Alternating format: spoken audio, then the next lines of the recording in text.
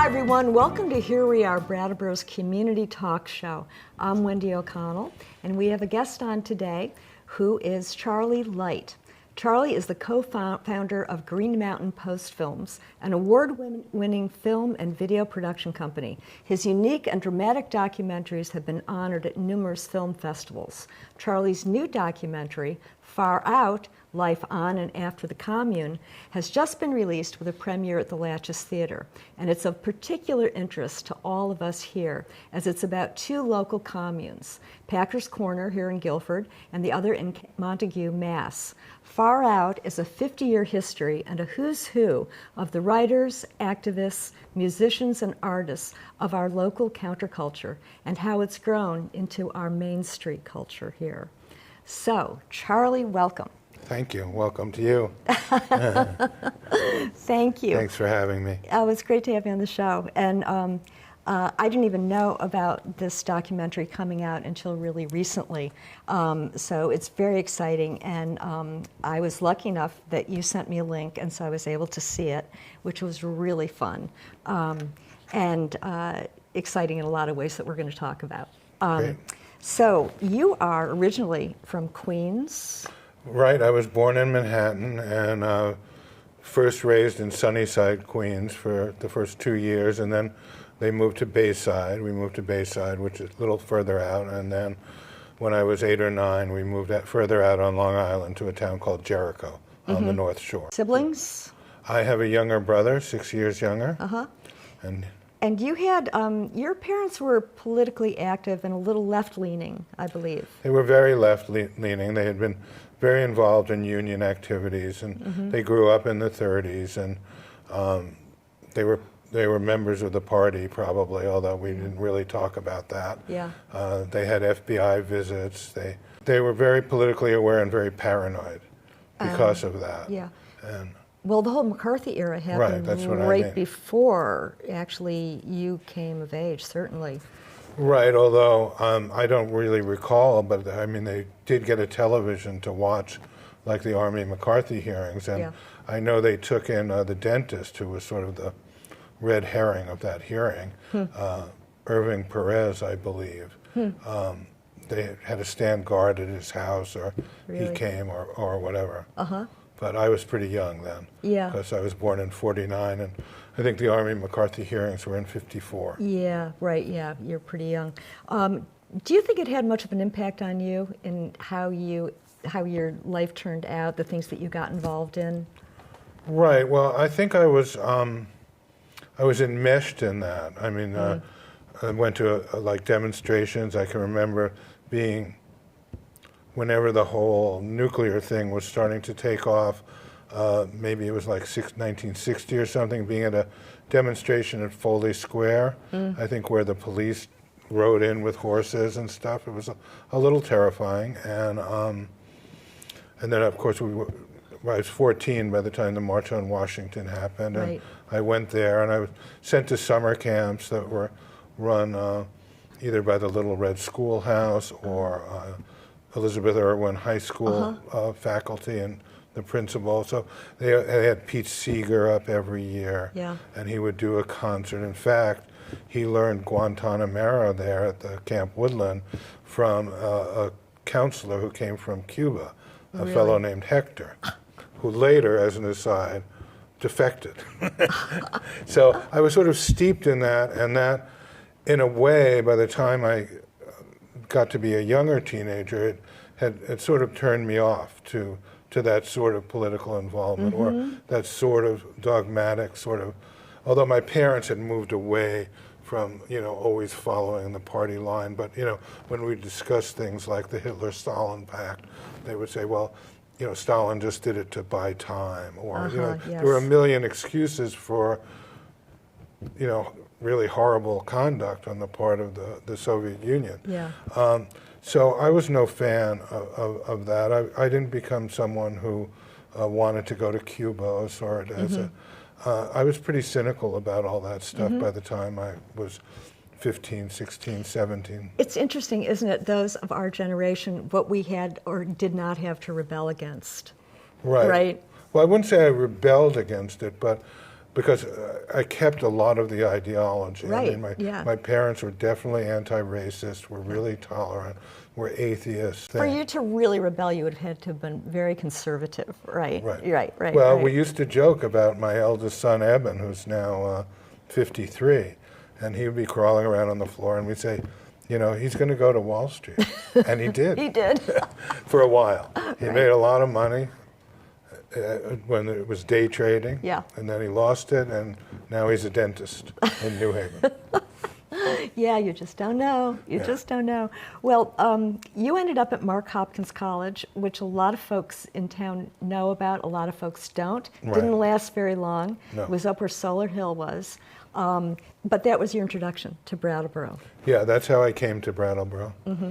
And I'm not sure really what the thought process was. I was looking to move to the country, to be in the country, and Mark Hopkins on paper seemed to serve sort of like Goddard kind of, Yeah. Antioch kind of college, which I didn't really find there, but I didn't have that much interest in going to college. And within a month, myself and Fritz Hewitt and a few other students and one teacher had rented a house out in Guilford. And we had moved there, and I pretty much gave up going to school. Yeah.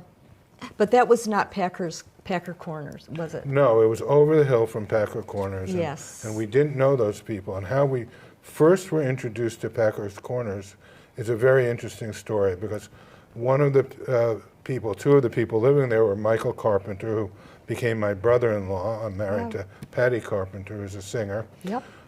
who's his sister, and his wife or old lady or whatever. I don't think Michael and Annie were married, but they came and asked to live with us in October of '68.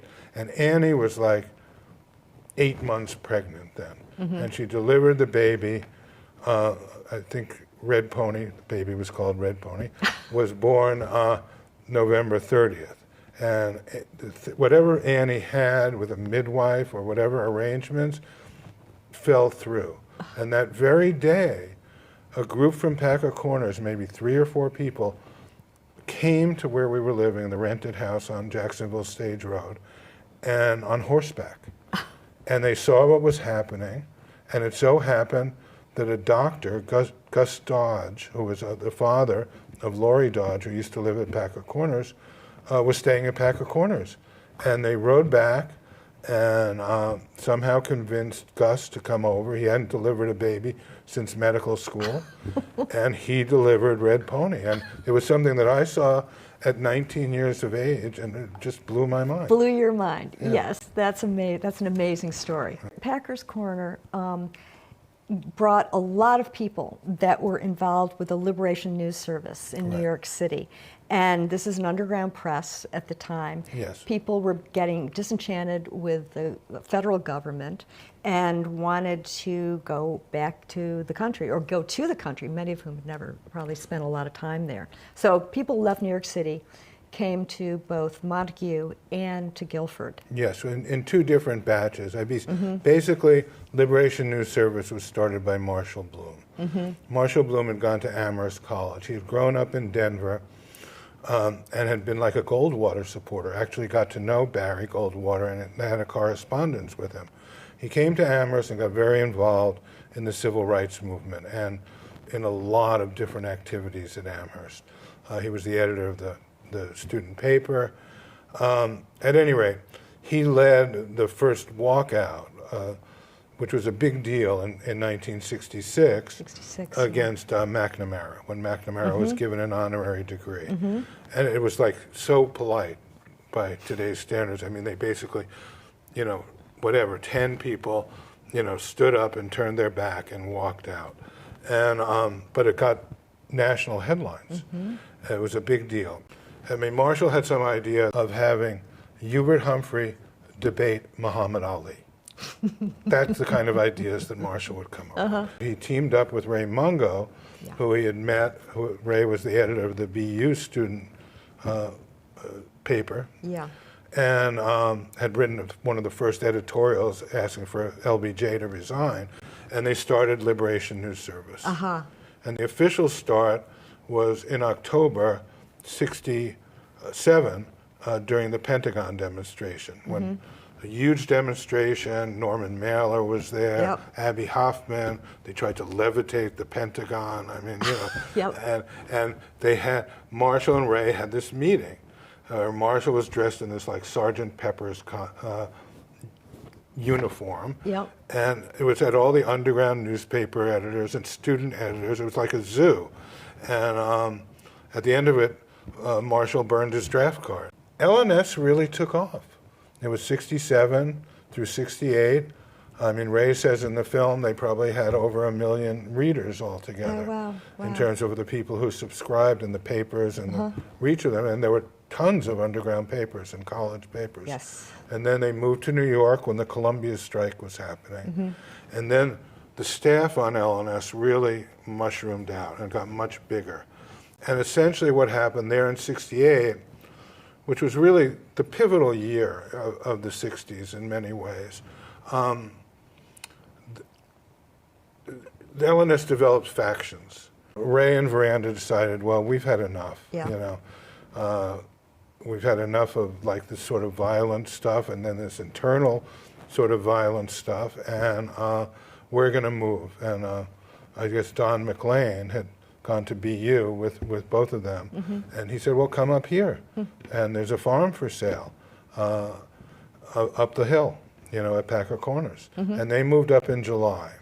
Meanwhile, or probably at the same time, Packer Corners and the folks in Montague were trying to start farms. So Yes. they were learning how to be farmers and had great, I don't know about great, but had many connections with the local folks who helped out. And you kind of worked together, it sounds like, with local people. Oh, Helping you to definitely. learn farming. We tried as much as possible to reach out, and to the people who would reach out to us. I mean, people were very curious, you know, to see who these hippies were. That's the wonderful thing about the film as well, is that we're getting visuals for all of these stories that you're telling. Right. And seeing the people and realizing, oh yeah, you know, there were outhouses, you know, you were chopping wood, learning how to you're learning how to do this stuff. I think one thing that's interesting is that right now we have so many young people coming to this area and starting farms. Yeah. You know, it's not a communal kind of situation, it's different, but they're coming from, I think, a different kind of place, really learning how to be farmers. And there's so many of them, it's incredible. Along the way, you started a film company, and Green Mountain Post Films with Daniel Keller, I Yes. believe, and you did some films, and you've done many films over the years. Some really cool topics, many of them anti-nuclear, many of them political in one way or another. How we got into film, or Dan had studied film at Amherst independently. They really didn't have a film studies department. And he had a Bolex and some equipment. But he wasn't really using it. It took a few of the home movies that we saw. Yes. That sort of thing. Yeah. And I had gone out to Seattle, probably in 72 or maybe the beginning of 73, and I stayed a lot longer than I thought. And I had some sort of epiphany that I said, you know, I don't like farming all that much. I don't like weeding. I mean, is this really what I want to do? And I came back and I talked to Dan, because I knew he had some expertise, and we decided to start this film company. And we worked with a few of the other people at Montague. In 73, Northeast Utility decides to site two giant, at the time, nuclear plants on the Montague Plains, Yeah. 4 miles from the farm where I was then living. So the whole commune, the whole farm, got really involved in learning about nuclear power, which at Sluggo, Harvey Wasserman says, when he was, you know, he studied the Port Huron statement, the original statement for SDS, endorsed nuclear power. But anyway, the more we learned, the more, you know, suspicious we became. And finally, we started organizing in the community. The community wasn't that receptive because they saw a lot of bucks coming in, you know, during the construction and stuff. And at some point, Sam Lovejoy, who lived at the farm, we had a meeting at the farm. He talked about what he wanted to do, and what he wanted to do was what he did, which was to go up to the site where the nuclear plant was going to be. They had erected a 500-foot tower that had a lot of meteorological devices on it to tell which way the wind would blow in case there was an accident, and part of their environmental impact statement. And so Sam went up there, and he loosened 2 of the 3 guy wires, and the thing fell down on George Washington's birthday. And then Sam hitchhiked to town, although he was picked up by the cops who were patrolling, turned himself in with a statement, later defended himself in court with a lawyer standing by for help, Tom Lesser, and was acquitted. He was acquitted on a technicality, but he was acquitted. Amazing. And the impact that Sam's action had was huge. Yes. It was huge nationally, it was really huge regionally. And it really educated the local population quite a bit. Yeah. And we decided we've got to make a film about this. Yeah. Actually, so much came out of what Sam did, including the Muse concerts. Right. Musicians United for Safe Energy. Right.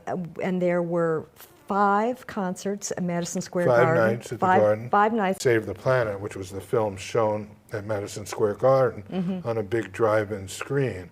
And that was made, Save the Planet, because the musicians said, you know, we don't want speakers at this thing, at the Garden. Right. We've done things with speakers before. We know the kids are coming to hear the music. They're not coming. They get bored, blah, blah, blah.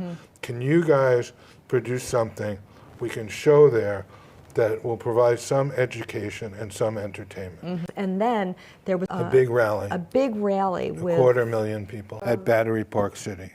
amazing. And so you had the names. You had Jackson Browne and Bonnie Raitt and the Doobie Brothers and Orleans John Hall with the famous song Power. Right, they wrote that especially for that. Yes. I got that song stuck in my head the other day after I listened to it. But you had all these fabulous people coming out. It was such a seminal event. Also, an album came out, I believe, after that. It might have been a 2 or 3 album, record album. Yes. It was called No Nukes. No Nukes. First, the concerts were going to be 2 nights in Madison Square Garden.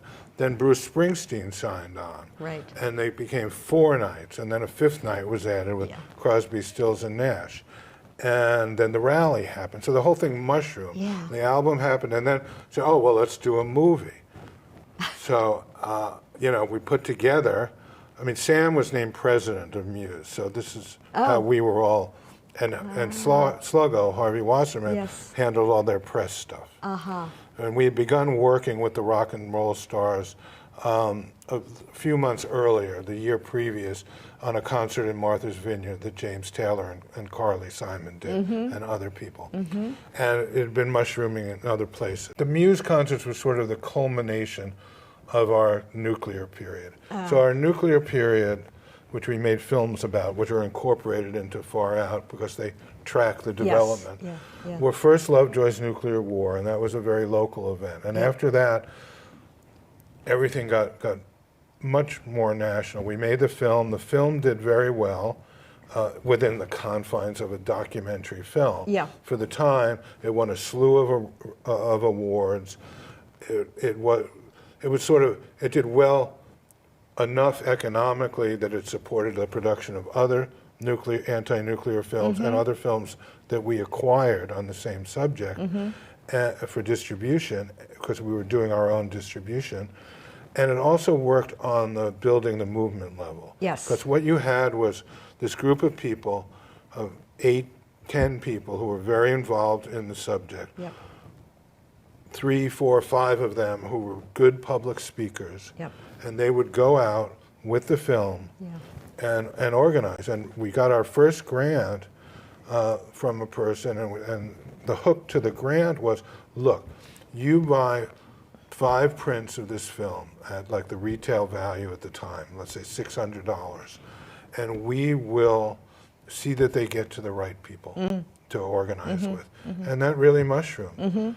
And what it paid for as the movement went on, essentially to Seabrook, which is the next stage in this. We were all very involved in Seabrook and made a film about that called The Last Resort, and also became organizers of that whole event, where we met a fantastic like-minded group of people on the seashore. Let's talk about a little bit more about Far Out. Your film, because it's had a few iterations of completion over the years. Real beginning of the film began after Ray's book. Ray wrote a book called Famous Long Ago, My Life in Hard Times with Liberation News Service, which was sort of, ironic. He's 21 years old, or 22, or whatever, when he writes this book, which ends with Marshall's suicide, which happened in November of '69. And Ray's book enjoys a lot of, it's probably the most success of any book he's written since, and he's written probably 20 books since then. And at one point, Robert Redford, optioned the rights, the screen rights for the film. And he hired Ray to write the screenplay, which was a mistake, because Ray and Stevie Diamond wrote something called Between Two Moons that had nothing at all to do with the plot. So Redford dropped it. Since then, Ray has optioned it any number of times and it never got produced. But we took it up in '72, myself and Dan Keller, and we worked on a treatment, which was actually very good, that Ray wrote. So we flogged that for a while, but didn't get anywhere. And that would be a sort of a straight narrative with actors kind of film. We met this woman, Jackie Oakes, who had become very interested in the plight of Vietnam veterans who had been exposed to Agent Orange and was starting to work on a film. And we teamed up with her and we produced this film called The Secret Agent, and that premiered at the New York Film Festival at Lincoln Center. It was a big deal. It got a lot of exposure.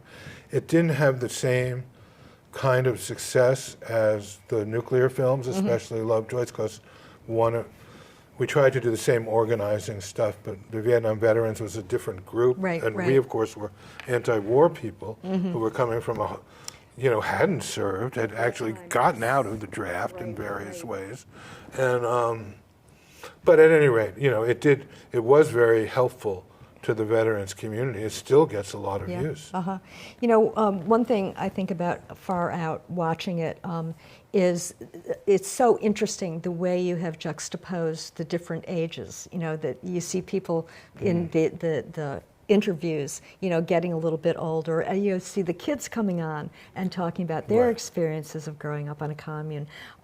There's so many pieces of it that are so interesting and include things that people from the community, can connect with. And it's wonderful that it's out now. I mean, it's really exciting for us, and it's really a relief to me. I bet it's a really big relief.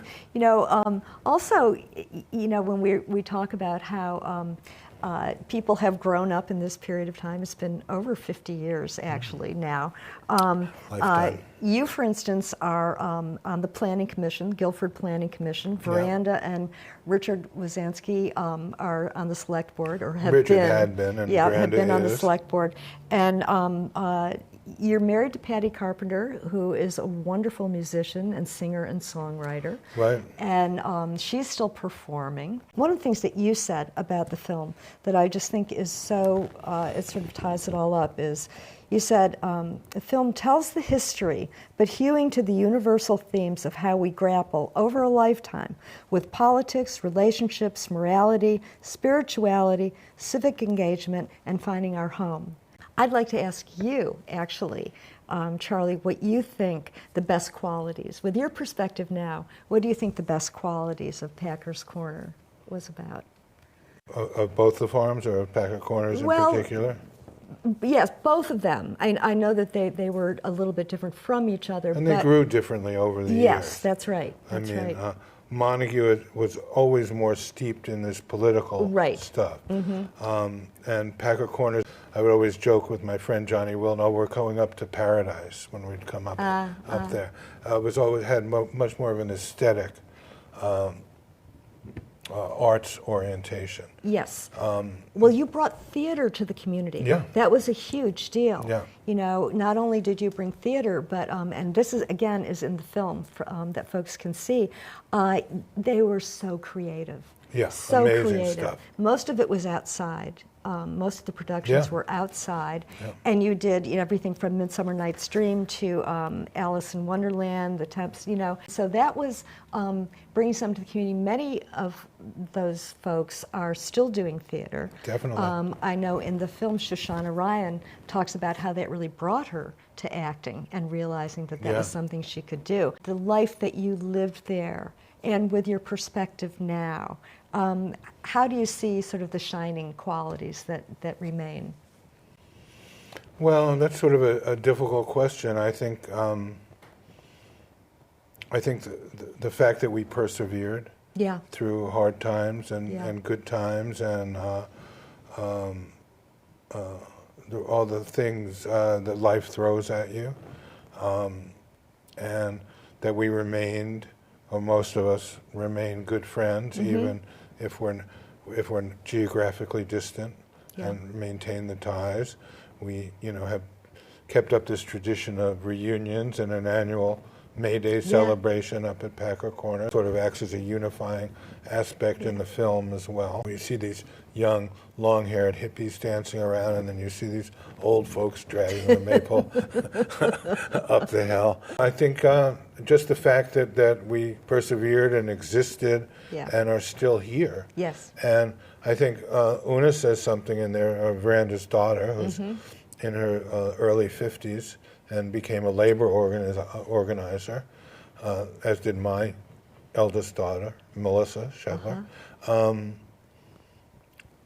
where, basically, where she said that, well, the dominant culture, which was very hostile in a way in the beginning, or, not necessarily welcoming, has become these people who moved up in the 60s that have